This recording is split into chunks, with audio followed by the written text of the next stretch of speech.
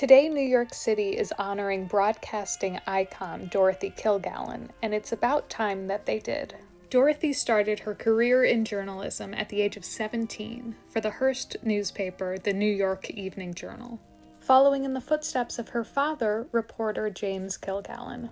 But her fame surpassed her father's when, at the age of 23, she set off on a trip around the world. She became the very first woman to fly across the globe on commercial flights. And she was one of the very first women to ever fly across the Pacific Ocean. She completed the trip in just 24 days, and then she wrote a book about her travels that inspired the film Fly Away, Baby. Within the decade, she started her very popular newspaper column, The Voice of Broadway, which was syndicated across the country. And a few years later, she started a radio show with her husband. This show became so popular that fans could send her fan mail just by writing Dorothy in New York on the envelope. And when television emerged, she joined the cast of the game show What's My Line in 1950.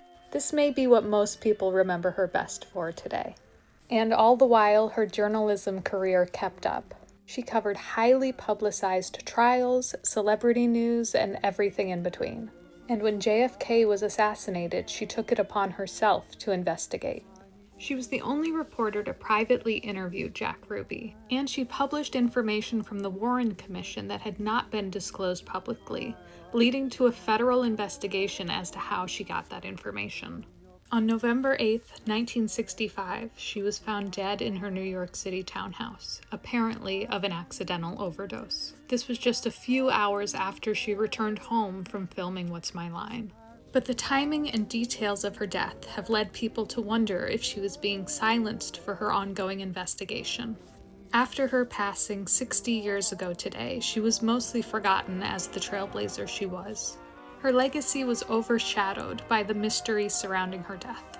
Last year, New York City Councilman Robert Holden attempted to reopen the case on her death, but the NYPD declined, saying, "Even if we do find foul play, who do we prosecute?" Today, the New York City Council is naming a street after Dorothy to celebrate her legacy. They dedicated the corner of East 68th Street and Park Avenue as Dorothy Kilgallen Way. A film about Dorothy's life is also in the works. Barry Levinson is set to direct Assassination, which will star Al Pacino, Bryan Cranston, Brendan Fraser, and Jessica Chastain as Dorothy. I just hope that they cover Dorothy's feud with Frank Sinatra.